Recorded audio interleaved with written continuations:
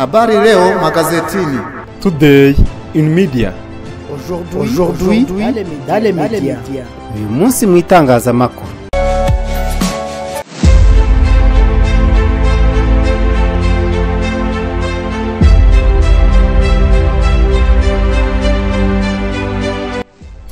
Nabasuje kandi abifuriza ibihe byiza badukurikiye kuri Primo Media Rwanda. Twagarutse muri ya gahunda y'amakuru y'ingenzi yaranze ibitangazamakuru n'ibinyamakuru bya hano mu Rwanda kuri uyu munsi.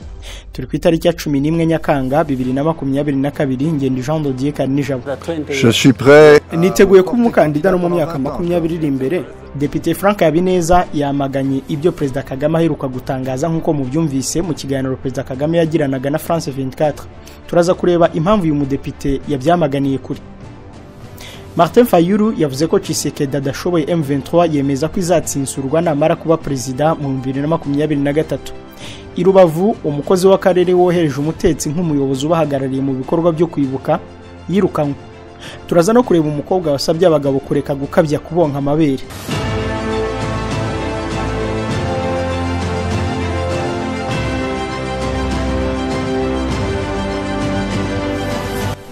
Reka duhere mu karere ka Nyagatare aho babiri bo mu mudugudu umwe basanzwe bapfuye ku munsi umwe. Umugabo witwa Benamu wo mu mudugudu wa Kanyange mu kagari Kandama ho mu murenge wa Karangazi muri Nyagatare yasanzwe yapfuye amanitse mu gihe muri uwo mudugudu kandi uwitwa Nziyumvira Prote nawe yasanzwe yapfuye.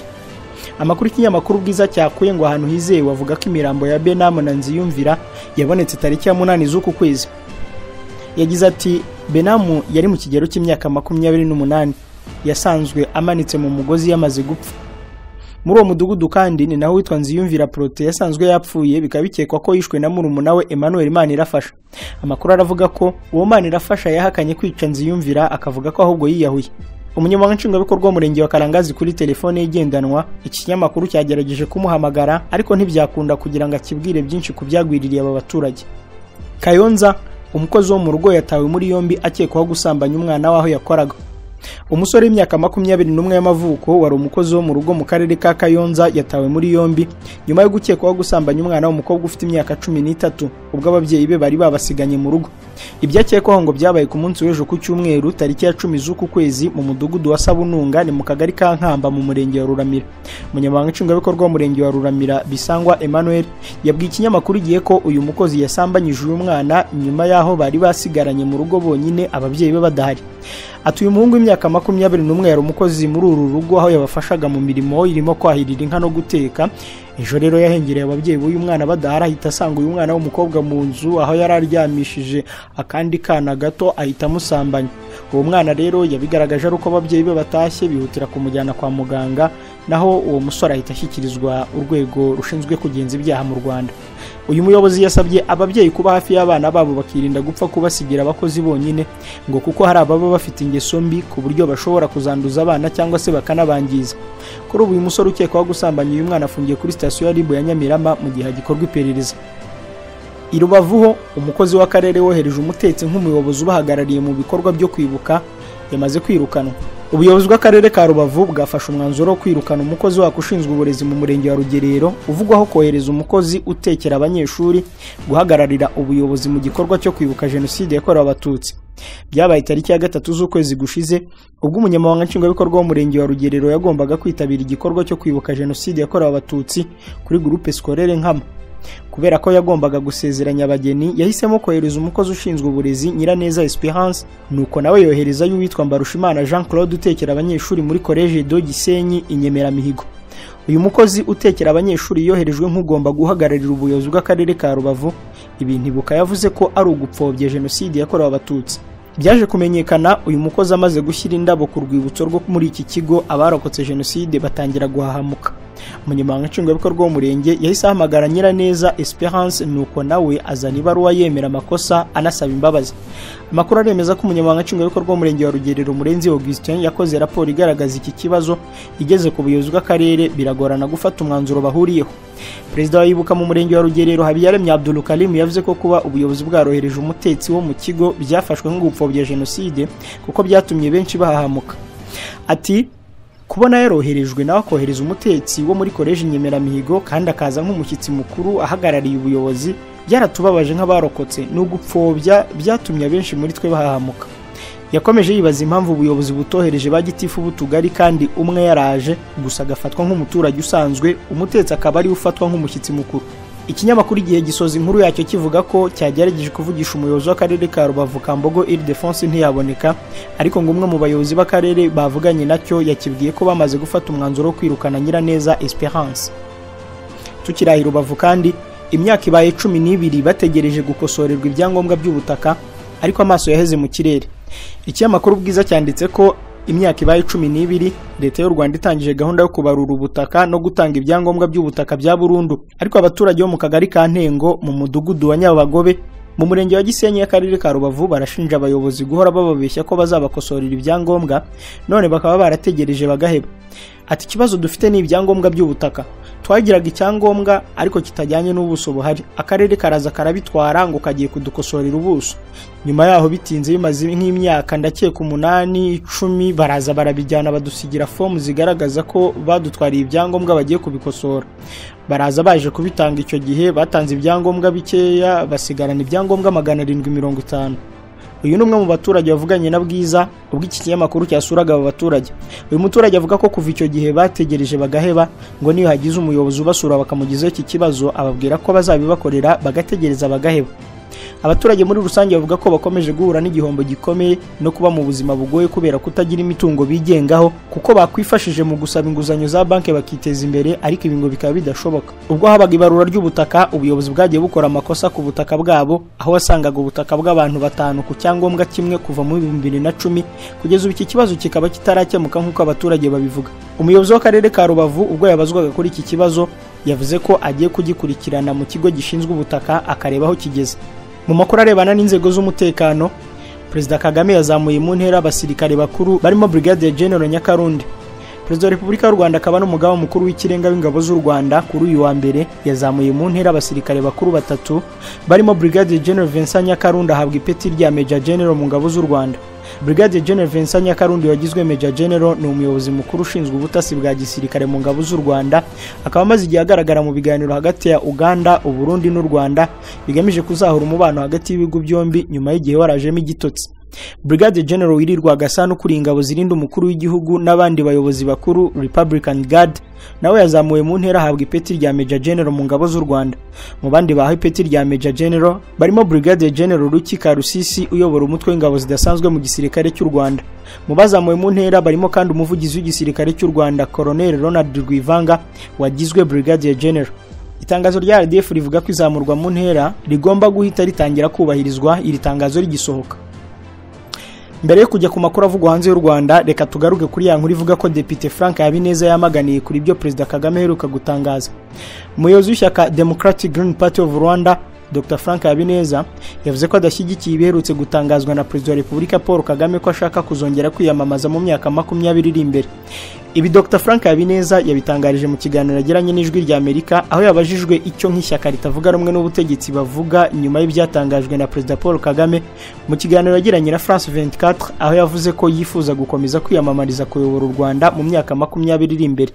Muri iki kiganiro umunyamakuru Mark Perelman yabaje Perezida Paul Kagame ati: Toute dernière question, vous avez été élu en 2000. Ikibazo cya nyuma mwatoye kuva muri 2000 bivuze imyaka 22 ku butegetsi kandi amatora atateganyijwe mu mwaka wa 2024. Ntimuratangaza niba muziyamamaza, birateganyijwe? Candidat, allez-vous y songer? Je suis prêt. Niteguye kuba umukandida no mu myaka 20 iri imbere kuko ibyo bigenwa n'amatora. Turavuga amatora. Ibyo rero nibwo buryarya nababwiraga. Ariko hakwiye kubaho umubare ntarengwa Sur les mandats, par exemple. Mais il s'agit pour les gens de choisir. Tout à fait, lorsque Ariko ibyo ni ibigenwa n'amahitamo y'abaturage, sibyo? Kuko aba mu mucyo kandi urabizi nibura mu byo tunengwa byose nta muntu uravuga ko amatora atabaye mu mucyo. Jamais dit que les élections n'étaient pas libres et équitables. Vous en avez entendu parler ailleurs et les gens n'en parlent pas. ariko twabyumvise mu bindi bice abantu batavugaho harimo n'iby'abo bantu batunenga. Aka kanya tuvugana dufite urugero mu bihugu biteye imbere hari ibibazo by'amatora. Mu minsi ishize hari ikibazo cyabaye mu gihugu giteye imbere muri demokarasi aho umuntu yashatse dans une grande démocratie. muri Leta Zunze Ubumwe za Amerika. Écoutez, je crois que les gens doivent décider pour eux-mêmes ce qu'ils veulent faire. Nibwira ko abantu bagomba kwihitiramo ibyo bashaka gukora. Que les gens pourraient mettre en cause et puis ensuite vous... Mufite ibibazo byanyu ariko namwe murashaka kutubwira ibyo gukora. Nta muntu ukwiriye kumbwira ibyo gukora. Amatora arebana n'amahitamo y'abaturage. And the election is about people choosing. Depite Habineza rero avuga ko adashyigikiye uyu mugambi cyane ko ngo ushobora gutuma hongera kuvugururwa itegeko nshinga ry'u Rwanda kandi n'ubundi ngo ryaravuguruye ishyaka ahagarariye ritabyifuje. Yagize ati icyo bivuze niba yiteguye kwiyamamaza muri iyi myaka bivuze ko hazongera kuvugururwa itegeko nshinga. Murabizi ko tutari dushyigikiye ko itegeko nshinga rihinduka. Iyo rihindutse bishobora guteza imvururu. Itegeko nshinga rya Repubulika y'u Rwanda ryemerera Perezida Kagame kwiyamamariza manda ebyiri zindi z'imyaka 5 iri imbere. Bivuze ko aramutse azitorewe zombi izo zisigaye manda ze zishobora kurangira muri 2034. Mu gihe abaturage baba babyifuje ariko Perezida Kagame avuga ko yiteguye kubemerera kongera kuri iyi myaka iyindi 10 ikaba 20. Ibintu byakorwa ari uko hongeye kuvugururwa itegeko nshinga muri Kamarampaka. Undi wabyamaganye ni Ntaganda Bernard, nawe ngo ntakozwe ibyo kuba Perezida Kagame yakiyamamaza mu yindi myaka 20 iri imbere. Uyu munyapolitike Ntaganda ufite ishyaka ritemewe mu Rwanda yavuze ko adakozwe ibyo kuba Perezida Kagame yaziyamamaza mu yindi myaka 20 iri imbere. Bernard Ntaganda nawe uherutse gutangaza ko aziyamamaza muri 2024 nubwo afite imiziro kuko yafunzwe imyaka 4 ahamijwe ibyaha birimo gukurura amacakubiri mu Banyarwanda. Mu kiganiro ya Radio Mpuzamahanga y'Abafaransa RFI yavuze ko ibyatangajwe na Perezida Kagame bitamutunguye. Ati ariko kuri twe nk'Abanyarwanda by'umwihariko abatavuga rumwe n'ubutegetsi ni inkuru mbi. Uyu mugabo uvuga ko afite ishyaka ryitwa PS Imberakuri rigizwe n'igice kitemewe mu Rwanda yavuze ko igihe kigeze ngo Perezida Kagame ari kuri ubutegetsi ngo kuko igihugu gifite ibibazo byinshi birimo iby'imibereho, iby'umutekano n'ububanyi n'amahanga. Ikinyamakuru Rwanda Tribune kandi mu nkuru yacyo kivuga ko Ntaganda utajya abona ibyiza bikorwa n'ubuyobozi bw'u Rwanda ari umwe mu bazwiho gukurura amacakubiri mu Banyarwanda dore ko biri no mu byaha yahamijwe n'urukiko rukuru mu 2011 ubwo rwamukatiraga gufunga imyaka 4 akaza gusohoka muri gereza arangije igihano. Undi munyapolitike Dr Frank Habineza wigeze kwiyamamariza kuyobora u Rwanda nawe mwabyumvise ko yavuze ko ibyatangajwe na Perezida Kagame atabyemererwa n'itegeko nshinga u Rwanda rugenderaho uyu munsi, akavuga ko kugira ngo byubahirizwe byasaba ko itegeko nshinga ryongera guhindurwa. Martin Fayulu yavuze ko Tshisekedi adashoboye M23 yemeza ko izatsinsurwa namara kuba perezida mu 2023. Uyu ni umunyapolitiki utavuga rumwe n'ubutegetsi bwa Perezida Felix Tshisekedi Chilombo. Martin Fayulu wemeje ko M23 ari ikibazo kirenze kure politike ya Tshisekedi, ari naho yahereye avuga ko M23 izatsinsurwa muri 2023 ubwo azaba amaze kuba perezida w'iki gihugu. Martin Fayulu yabitangaje ubwo yabonanaga n'abayoboke b'ihuriro la Muka yashinze akaba naribereye umuyobozi mu mujyi wa Kisangani unafatwa nk'umurwa mukuru w'intara ya Chopo. Martin Fayulu uzwiho kudacana uwakana Perezida Tshisekedi ashinja kumwiba mu matora yabaye mu mwaka wa 2018 avuga ko ikibazo cya M23 kiri mu byibanze azakemura namara kuba perezida. Aha yanavuze ko M23 y'ubwayo ari ikibazo gusa avuga ko hari ibindi bibazo bikomereye igihugu kurusha uyu mutwe birimo n'ubusahuzi bw'umutungo bukorwa n'abayobozi bakuru b'igihugu. Ati tugiye gusubiza mu buryo ibi byose byangijwe ku bwa politike mbi ya Tshisekedi. Uretse M23 yamunaniye tuzanakuraho ibi bibazo by'ubukungu yateje iki gihugu. Muri ibi bikorwa bifatwa nk'imbanziriza mushinga yo kwiyamamariza kuba umukuru w'igihugu, Martin Fayulu Ikisangani yanayoboye inama y'inararibonye zo mu ihuriro rya Lamuka. Mu mwaka wa 2023 nibwo muri Repubulika ya Demokarasi ya Kongo hateganyijwe amatora y'umukuru w'igihugu byitezwe ko na perezida uriho Chilombo aziyamamazamo.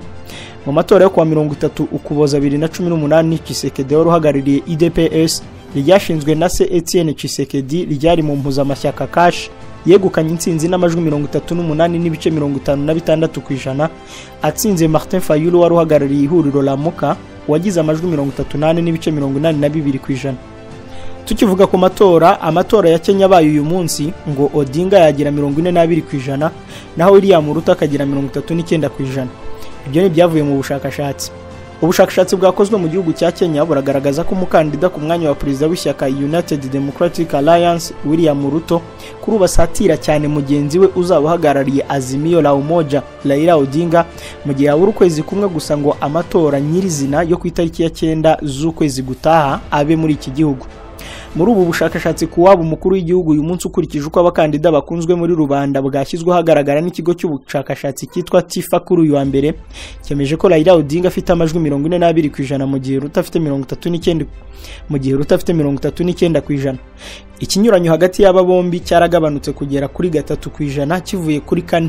Mu bushakashatsi bwashyizwe hagaragara tariki ya 18 z'ukwezi gushize Raila yari afite amajwi 39 mu gihe Ruto yari afite 35. Umukandida w'ishyaka Roots George Wajakoya yagira amajwi 4% amatora abaye uyu munsi. Ruto ashyigikiwe cyane mu majyaruguru y'igihugu cya Kenya mu gihe yatakaje benshi mu majyepfo. Umukandida wa Azimio ashyigikiwe cyane mu majyepfo atakaza 2% mu majyaruguru. I Nairobi Odinga akomeje kuza imbere cyane n'amajwi 58% naho Ruto akaza ku mwanya wa kabiri n'amajwi 28% mu gihe Wajakoya afite amajwi 4%. Umuriro watse hagati y'umuryango wa Dos Santos na Perezida Lourenço bapfa aho azashyingurwa. Guverinoma ya Angola ntivuga rumwe n'umuryango wa José Eduardo dos Santos ku cyemezo cyaho uyu mugabo wayoboye iki gihugu imyaka 38 agomba gushyingurwa. Ku wa gatanu tariki ya 8 z'uku kwezi nibwo dos Santos wayoboye Angola kuva mu 1979 kugeza 2017 yitabye Imana azize uburwayi. Kugeza ubu guverinoma ya Angola n'umuryango w'uyu mugabo ntibavuga rumwe ko agomba gushyingurwa. Perezida wa Angola kuri ubu João Lourenço wanamaze gusaba ko hajyaho komisiyo ishinzwe gutegura imihango yo gusezera kuri dos Santos arashaka ko azashyingurwa mu gihugu cye mu gihe umuryango w'uyu mugabo uvuga ko mbere yo gupfa yabasabye ko azashyingurwa muri Espagne aho yari arwariye. Umukobwa wa nyakwigendera Welwichia dos Santos yavuze ko icyifuzo cyase cyo gushyingurwa muri Espagne gikwiye kubahirizwa. Yabwiye Perezida João Lourenço ati uri iki kuri data? Uri umuhungu we w'imfura? Ninde waguhaye uruhushya rwo kuntumira mu muhango wo gushyingura data? Nta n'isoni. Aha Welwichia dos Santos yasubizaga Perezida João Lourenço wavuze ko agomba gushyingurwa i Rwanda kandi yizeye ko umuryango we uba mu mahanga uzitabira uwo muhango. Kuva Eduardo dos Santos yava ku butegetsi umuryango we ntucana waka n'ubutegetsi bwa Perezida João Lourenço wamusimbuye biturutse ahanini ku byemezo leta ye yagiye ufatira birimo gufatira imitungo yawo ndetse no kujyana mu butabera. Mu 2019 nibwo urukiko muri Angola rwategetse ifatirwa ry'imitungo na konti za banki bya Isabel dos Santos umukobwa nyakwigendera José Eduardo dos Santos. Dusoreze kuri iyi nkuru idasanzwe aho umukobwa yasabye abagabo kureka gukabya kubonka amabere. Ni umukobwa witwa Doreen Kabalebe wo muri Uganda wasabye abagabo kugabanya gukabya kubonka amabere mu gihe cy'akabariro kuko bitumagwa maze ubundi abagabo bakirirwa bijujuta ngo abagore bafite amabere yaguye kandi ari bo banyirabayazana bo kuyonka. Mu kiganiro na radio yitwa Galaxy FM uyu munyamideli yagarukaga ku by'imibanire hagati y'abagabo n'abagore aho abagore basigaye bashinjwa kutanyurwa n'umugabo umwe. Yagize ati banange nk'abantu bagabo rwose murakabya umureke kwangiriza abagore. Birakabije iyo wonka amabere y'umugore wawe kuva mu gitondo kugeza nijoro. Umwana niyo yonka nawe umugabo ukirirwa yariho warangiza ngo abagore bafite amabere yaguye. Yavuze ko ntacyo bitwaye kuba umugore yaryamana n'abagabo batatu batandukanye mu munsi umwe nubwo abagabo bo batabishobora. Abajijwe niba bidahabanye n'umuco Kabalebe yagize ati nge sinshaka kuzitirwa n'umuco. Uyu Kabalebe yavutse tariki ya 25 mu kwezi kwa 12 mu 1990 avukira hitwa Kakigan Ndeija Rwampara mu karere ka Mbarara. Ni umunyamideli akaba anamamaza akaba yarigize no kuba Miss Ambiance mu 2012 akaba n'umushabitsi cyangwa uwikorera ibijyanye na business. Nshuti bakunzi ba Primo Media Rwanda reka dusoreze kuri uyu mukobwa n'ibyo yavuze naho twe tubifurize kugira amahoro y'Imana. Habari leo magazetini. Today in media. Aujourd'hui dans les médias. Uyu munsi mu itangazamakuru.